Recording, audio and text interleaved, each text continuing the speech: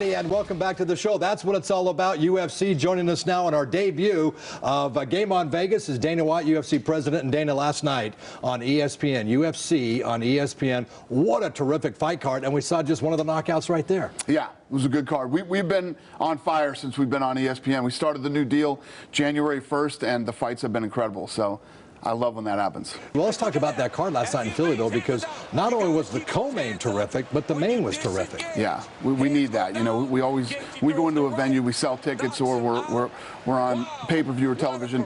You always need the co-main and the main to deliver, and they're usually built that way. We build the card with the fights that we think have the ability to be the most exciting.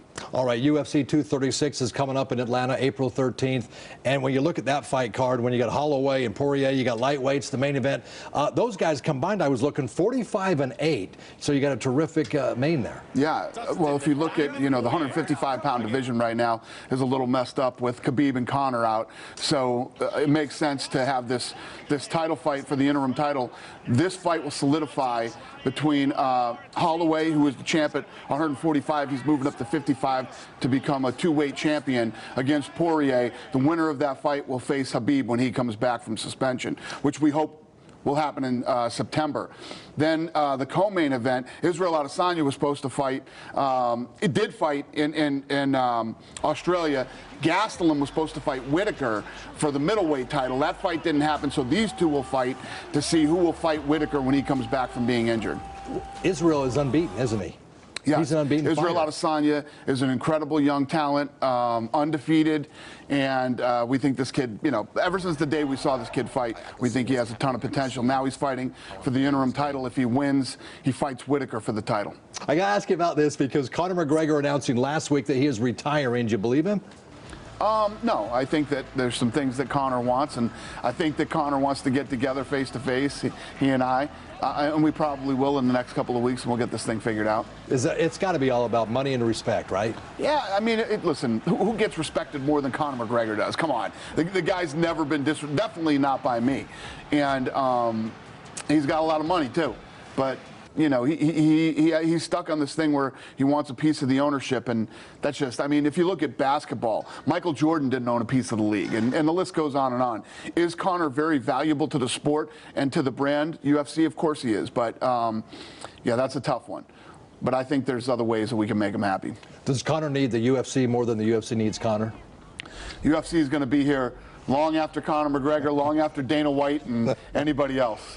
When you think of the UFC, the NBA, the NFL, the Major League Baseball, it's all kind of that star-sustaining kind of a deal, isn't it? You need the stars, and it's important to have stars. And right now, who are the up-and-coming stars? Of course, yeah. you got John Jones and Conor, but who are some of those stars that people say, hey, guess what? Dana said on March 31st, this guy's going to be a star, and he is. I mean, yeah, the kid Israel Adesanya that we just talked about, if Israel Adesanya gets past this fight with Gastelum, fights for the title with Whitaker, and becomes a world champion, this kid can be a huge superstar.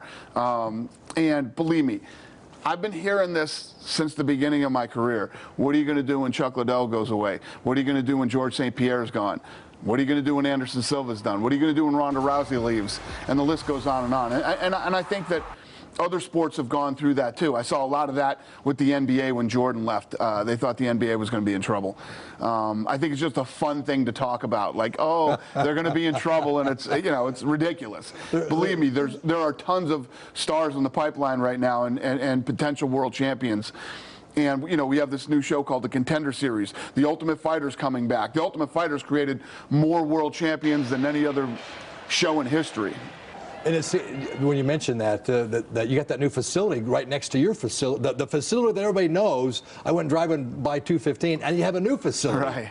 Yeah, we have 130,000 square feet right next door now, and we literally built a facility that is focused on fighting. We have a huge, state-of-the-art control room, production center, and we're going to do live fights out of this place 24/7, 365 days a year. When you see the stuff that we're working on, in the next 3 years, again, taking not just the sport, but combat sports to a whole nother level. Because it seems like with social media and digital media, there could come a day when your whole fight is based right out of that facility, right? 100%. That's exactly what the future holds. That's what's going to happen. Streaming is here to stay. It's real. We're way ahead of the curve on it. Yeah, we got big plans for streaming and putting on live fights. Gates aren't even going to matter anymore. It's not even going to be about gates. It's going to be about subscriptions. Well, that's interesting. Cool stuff. You mentioned ESPN at the top of the interview. Let me ask you about ESPN, because they came on and said that I think in January there was 586,000 new subscribers or whatever it was. But then Poirier said, you know, it's kind of confusing because my father-in-law isn't tech savvy, so how's he going to, you know, he won't understand to go get the app and the subscription for the fights. Right. Well, listen, it's just like any other, you know, when HD started and you had to have an HD television to have HD and all this other. It takes a little while for people to catch on, but they will.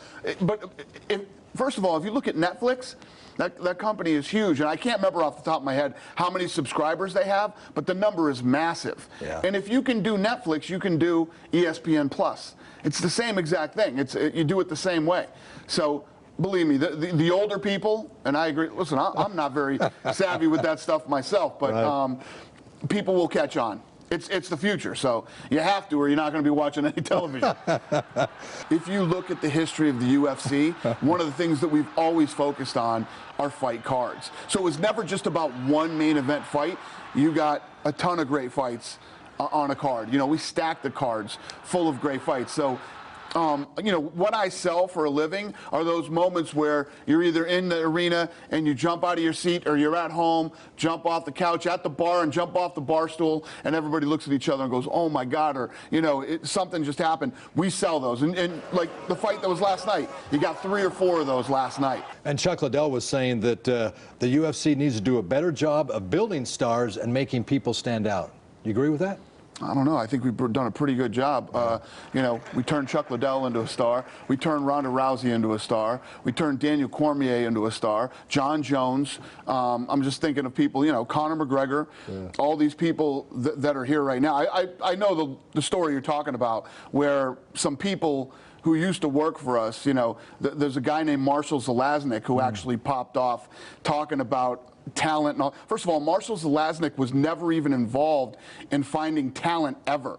This guy doesn't find talent and he said, I think he had a quote where he said, I don't ever remember stressing about talent when I was there. Of course you didn't stress about talent. You wouldn't know talent if it was right in front of you. You didn't do talent. This was a guy that never believed in the UFC, okay?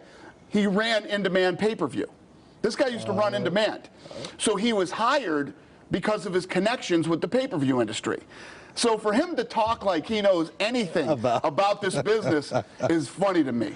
But these are the things you deal with in a business like this, you know? Everybody wants to take credit, or everybody wants to sound like they were a part of the overall success. Let me ask you about Endeavor possibly going public. We could own a piece of the UFC, perhaps. Yeah, but you've never been in favor of that, have you? Or are you in favor of that? I've never been a fan of it. No, I've never been a fan of the UFC going public. But can you picture me running a public company? No, I can't either. I can. Well, let's take some bets on how long I last in a public company.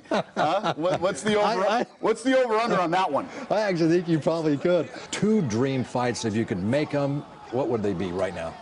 Oh God. Well, I guess, I mean, the biggest fights, if I look right now, if Floyd came to MMA. So if Floyd came over to the UFC and fought Conor again in the rematch, that would be huge. And, you know, a Conor-Khabib rematch is massive. Yeah. I mean, really the 2 biggest fights in the world right now are with Conor McGregor. Dana, thank you so much. Thanks for having me. I appreciate you coming in. I appreciate it. Yeah, once again, Dana White coming in for our very first Game On debut. I appreciate that. One of Las Vegas's Golden Knights was fine, but not